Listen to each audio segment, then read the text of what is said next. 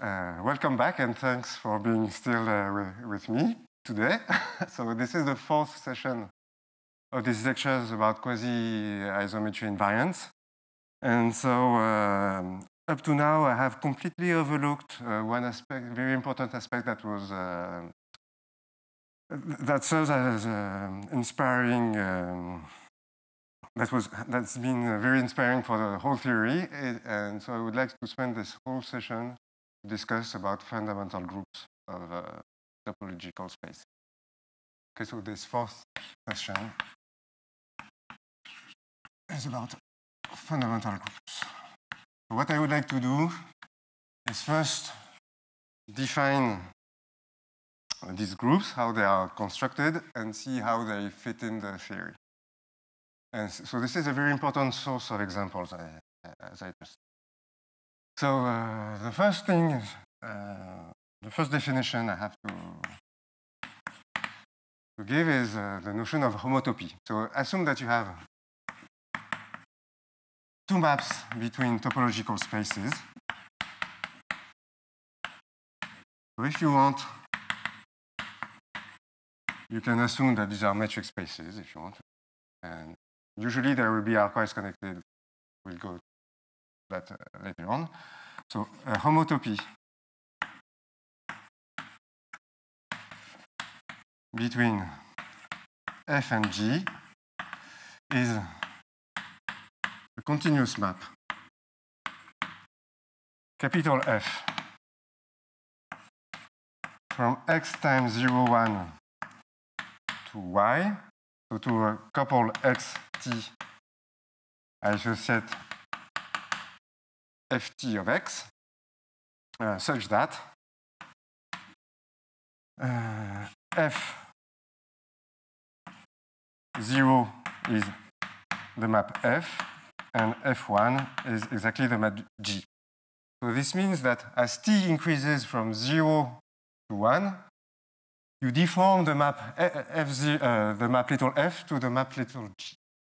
Okay? And we say that if A is a subset of X,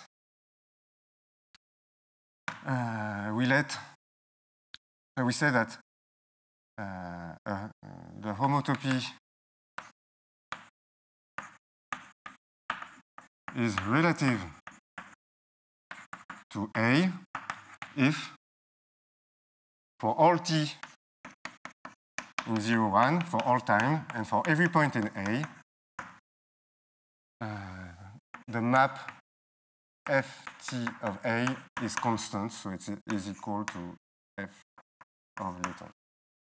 Doesn't change. Okay, so what we want to do is we have a topological space, and we want to associate, to encode its topology into an algebraic object, and this object will be the fundamental group. Okay, so for this, we'll be interested. So the way we will look at that is by looking at a set of paths. So a path is a continuous map gamma from 0, 1 into your space X. So now if we have two paths, if gamma 1 and gamma 2 are two paths, such that the endpoint of gamma 1, so gamma 1 of 1, is equal to the initial point of gamma 2, then we define their composition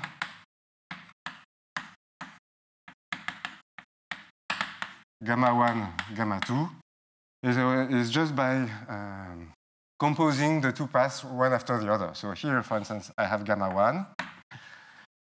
I know that gamma 2 starts where gamma 1 ends. And now I want to define a new path. And so the new path has to say that first I go through gamma 1 and then through gamma 2. So I define gamma 1, gamma 2. So since I define paths being defined on the segment 0, 1. And what I do is that if t is smaller than 1/2, then I look at gamma 1 of 2t. So this means that in half the time I go through the first part. And if t is between 1/2 and 1, then I look at gamma 2 of 2t times 1, and so I cover the second part of it. Okay, so this means that I have a notion, I have a law between paths when they have the same endpoints. Okay? And it's an exercise to check that they follow. And so actually what we'll be interested in is in loops. So a loop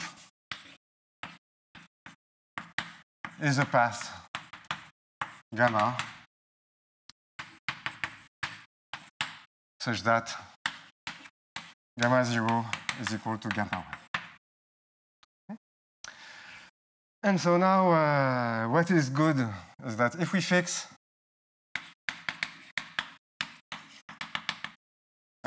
okay, sorry. And then we say that, and if this point is equal to x in capital X, then we say that gamma is a loop based at x. And so what is the fundamental group?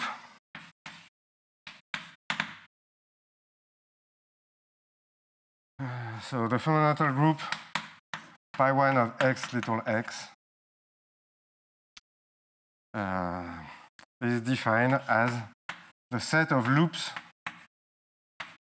based at x up to relative homotopy with respect to the endpoints 0, 1. Okay.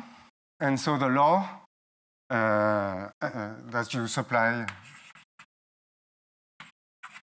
with the composition of loops. Because they are all based at the same point, we know that it's a good law. And so so what I should say is that the neutral element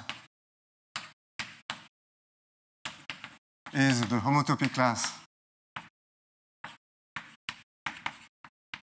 of the constant path.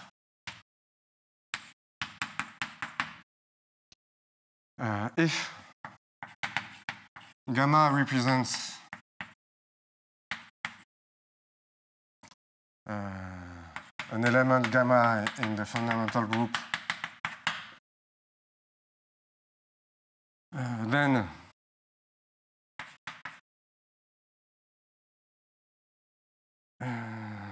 its inverse will be given by the map where you go through the path, but the other way around. Okay. Because you see, you have x, so you go through gamma, you make something like this, for instance, like that. Then you go through gamma, but the other way around.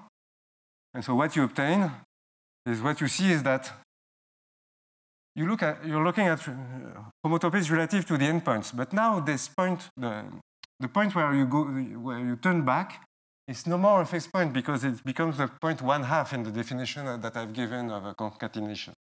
So this means that what you can do is make a homotopy like this. And then you wrap it down, and it will become a whole point. So the idea of the fundamental group is that you have a metric space, you have a topological space. You fix a base point. And what you're looking is what sort of paths you can have up to homotopy inside. So you have, for instance,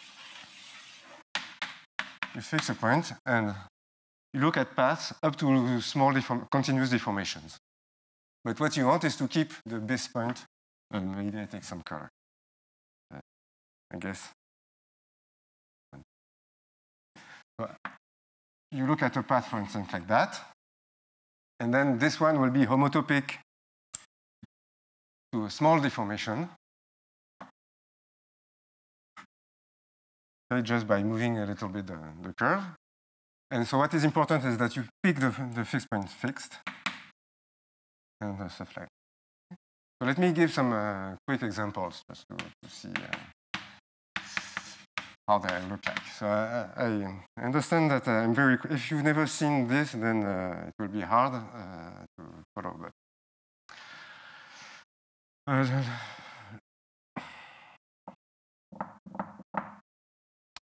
maybe one property that I should say before is that if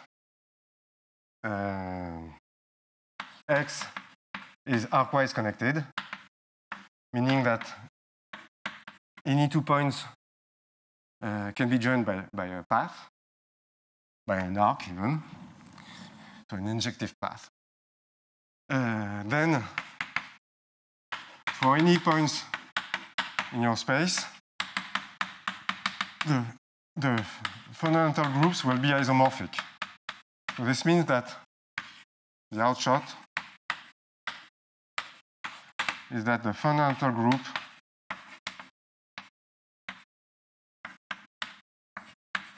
of an arcwise connected space is well defined up to isomorphism. And so this means that we can forget the dependence on the base point because we are only interested in the isomorphic class. So now, what I would like to do to sketch is that the fundamental group of Rn is trivial. So that we say that then that Rn is simply connected. Okay. So here it's pretty easy to make a proof of that. If you have a path gamma based at 0, for instance,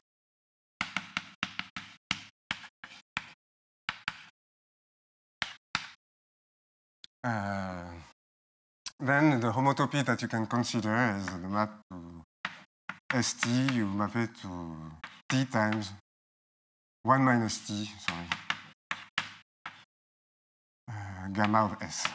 So what you see is that when T equals 0, you get your path gamma, whatever it is. And when you make T increase to 1, then everything shrinks to the origin. And because 0, the base points are mapped to 0, it's really what we want. Okay, now if we take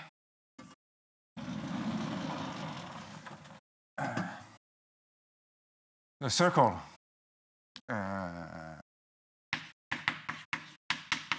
then in this case the group will be Z. So what's the idea?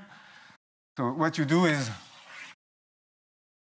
you count the number of turns, positive or negative, depending on how you do. So you start with a base point, and you turn, and you have to go back to your initial point. And so of course, if you're a little tired, maybe instead of going straight and like a geodesic, I mean, not like a geodesic, but at constant speed, you might backtrack a little bit. But up to homotopy, you won't see that. So for instance, you could do something like that.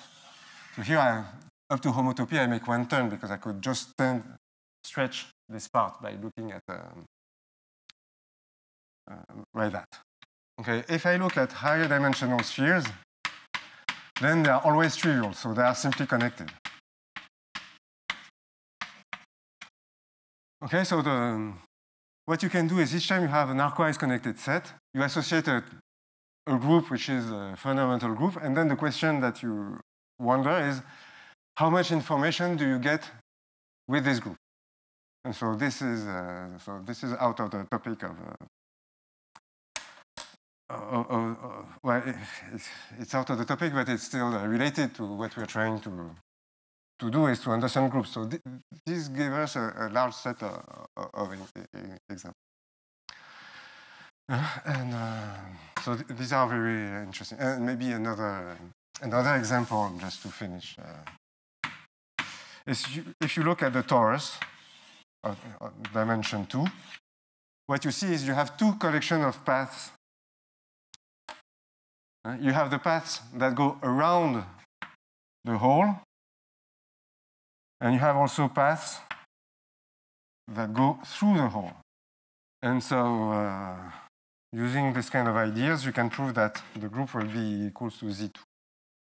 Okay? For the free group also is a fundamental group of a topological space. It's a wedge of circles. So if you have n circles attached to one point, then the fundamental group of this wedge is up to isomorphism, the free group on n generators. Because the thing is that you take a curve, a loop based at this middle point in your wedge of circles, and you count the number of turns you do from one to the other. And you see that they cannot commute, because if you go around one and around the second, you cannot get rid of it. And this is more or less how you can get to this information. Okay, so another very important notion is the one of covering spaces.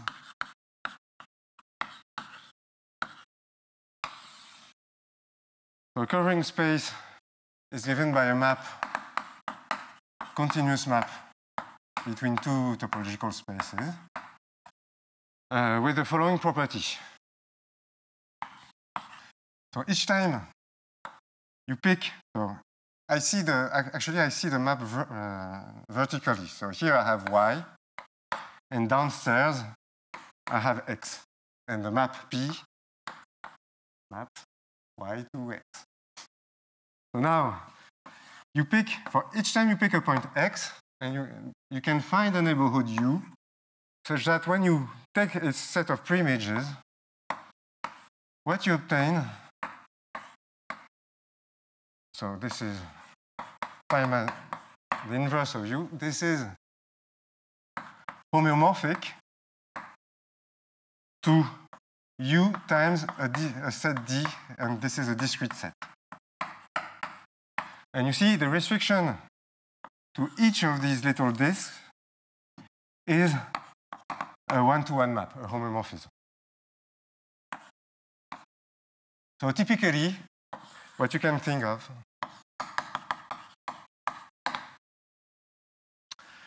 is the map maps R to the unit circle that I see in complex coordinates, where at element t I map it to exponential of it. So you can prove that this is a covering, and actually you can use this map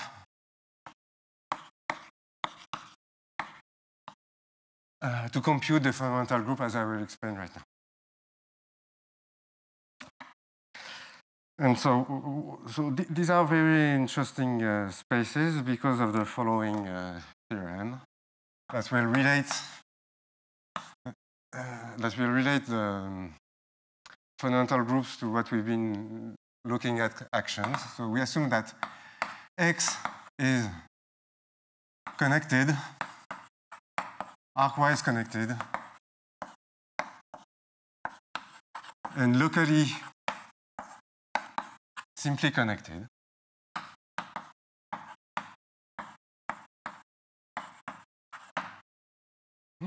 So locally simply connected means that every point has a neighborhood that is simply connected, so for which the fundamental group is trivial. Maybe it's even locally arcwise connected, I'm sorry. Then there exists a unique up to homeomorphism covering space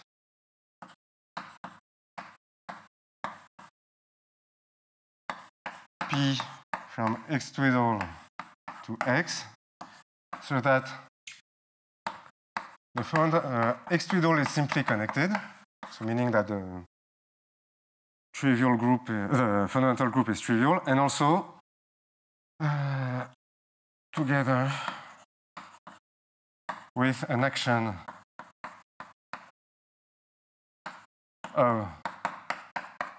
with a free action actually of power 1 of x, so the fundamental group of x on x twiddle that permutes the fibers. Okay, so this means that for any element G of my fundamental group, for any x in x twiddle, if I look at x, or I look at G of x and how they project to the same point. Okay, so this means that if this was the fundamental, universal covering of my space X, then the action of the group would map one point to the other on top of it, of little x. And so, for instance, so this is very interesting. For instance, in the case, so the example above is the universal covering of S1, and we have an action of Z by translation by 2 pi. You see, each time I translate by 2 pi, I fall in it, and that's how I can prove that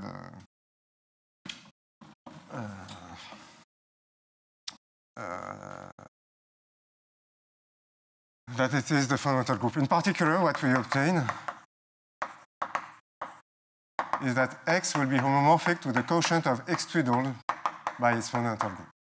And so there is a whole theory which, very beautiful theory that that mimics the Galois theory for groups and field extensions, but okay, I don't have time for it. But you see that now from the fundamental group we get an action, and the kind of setting that is very interesting. So I want just to check that I'm not forgetting something. Ah, yes, maybe I would like to. No, first I give applications. So if M, for instance, is a closed Riemannian compact, compact and connected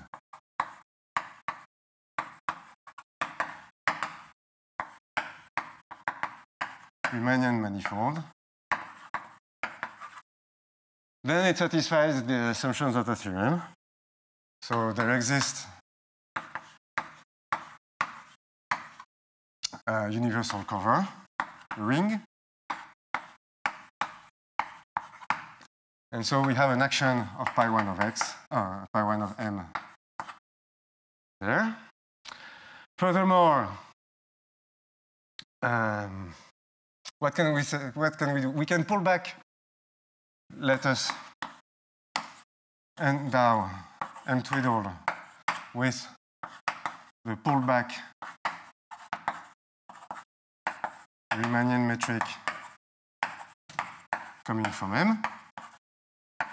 In this way, the covering becomes a local isometry. And so what we can prove is that the action of M on its universal covering of pi 1 of M is geometric. Therefore, pi 1 of M is quasi-isometric to M twiddle. And by Schwarz-Milnor lemma. Okay, so this means that the fundamental group that is only a topological object, because it was associated to the loops that we were looking at, now we can hope to say that since it's quasi-isometric to a geometric object that is the universal Riemannian manifold, then we can try to use the geometry of M twiddle and see what can be said about the fundamental group of M.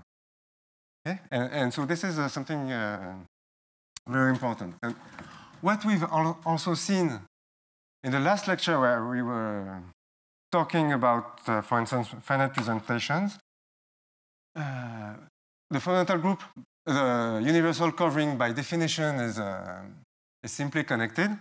And hence, our criterion to be finitely presented is always true. So pi1 of M is not only it is finitely generated, that was what Schwarz-Milnor lemma told us.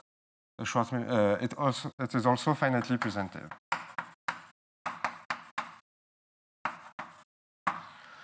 Okay, so what is interesting also is that actually when we take a finitely presented group, for instance, we can see it as the fundamental group of the CW complex. And maybe I will end up with this. No? Oh, yes. So I will finish with that. So let me just explain what we can do. So just remember, let G be a finitely presented group. Okay, so you know that you have an action G on X that is the Cayley graph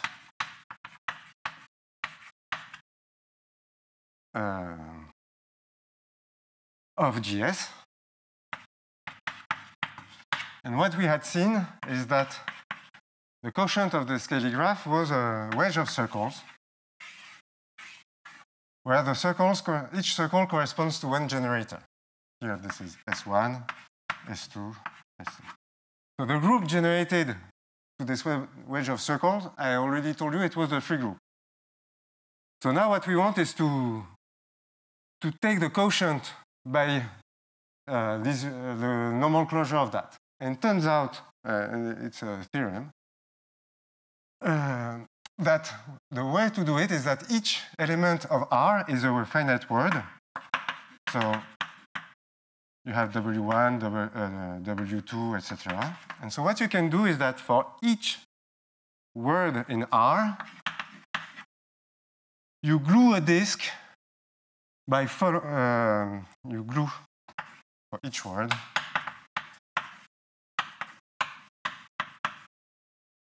W in R, you glue a disk D along its boundary by identifying it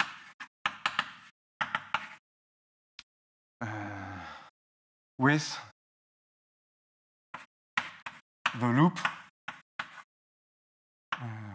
given by the word. Okay, so for instance, if W is S1, S2, then you will glue a disk so that the boundary maps to S1 and then S2. And so you will have some sort of bulb sticking out here. And in this case, what you will do is that you will kill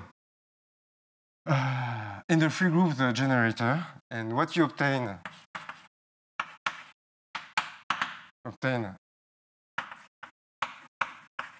a two complex that is called the Cayley complex.